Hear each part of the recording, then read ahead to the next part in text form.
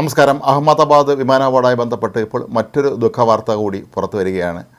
ഈ വിമാനം ഇടിച്ചിറങ്ങിയ BJ medical college ഹോസ്റ്റലിലെ 5 വിദ്യാർത്ഥികൾ മരിച്ചു എന്നാണ് ഇപ്പോൾ ലഭിക്കുന്ന റിപ്പോർട്ട്. കോളേജിന് ഇന്ന് പ്രവൃത്തി ദിനമായിരുന്നു എങ്കിലും ഒരുപക്ഷെ ഉച്ചഭക്ഷണം കഴിക്കുന്നതിനോ മറ്റോ ആയിരിക്കാം വിദ്യാർത്ഥികൾ ഹോസ്റ്റലിലേക്ക് എത്തിയതെന്ന് കരുതപ്പെടുന്നുണ്ട്. അതോ ഈ ഹോസ്റ്റലിൽ തന്നെ ഇന്ന് കോളേജിൽ പോകാതെ ഹോസ്റ്റലിൽ താമസിച്ചിരുന്ന വിദ്യാർത്ഥികളാണോ അപകടത്തിൽപ്പെട്ടത് എന്നും ന്യായമായും സംശയിക്കേണ്ടതുണ്ട്. ഏതായാലും ആദ്യം ലഭിച്ച റിപ്പോർട്ടുകളിലൊക്കെ തന്നെ വിമാനം ഇടിച്ചിറങ്ങിയത് തുറസായ സ്ഥലത്താണ്, അതല്ലെങ്കിൽ ജനവാസ മേഖലയിലാണ് എന്നൊക്കെയാണ് പറഞ്ഞിരുന്നത്. എങ്കിലും പിന്നീട് നടന്ന അന്വേഷണത്തിലാണ് ഇത് BJ മെഡിക്കൽ കോളേജിൻ്റെ ഹോസ്റ്റലിലേക്കാണ് ഇടിച്ചു കയറിയത് എന്ന് മനസ്സിലായത്. ഗുജറാത്തിലെ വളരെ പ്രശസ്തമായ ഒരു മെഡിക്കൽ കോളേജാണ് BJ മെഡിക്കൽ കോളേജ്. ഇവിടെ വിവിധ സംസ്ഥാനങ്ങളിൽ നിന്നുള്ള വിദ്യാർത്ഥികൾ പഠിക്കുന്നുണ്ട്.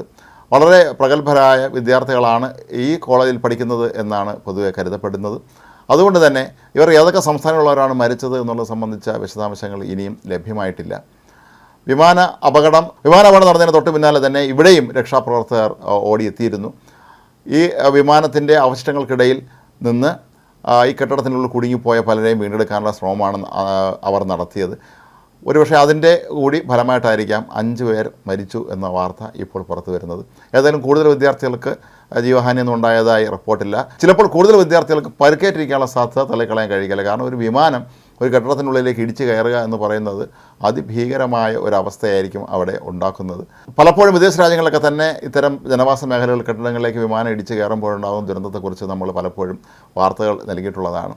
അതുകൊണ്ട് തന്നെ ഒരു കെട്ടിടത്തിനുള്ളിലേക്ക് അപ്രതീക്ഷിതമായി പെട്ടെന്നൊരു വിമാനം ഇടിച്ചു കയറി വരുമ്പോൾ അവിടെ അത് വലിയൊരു ദുരന്തം വിതയ്ക്കാൻ തന്നെയാണ് സാധ്യത. അതുതന്നെയാണ് ഇവിടെ ഇപ്പോൾ BJ മെഡിക്കൽ കോളേജ് ഹോസ്റ്റലിലും സംഭവിച്ചിരിക്കുന്നത്.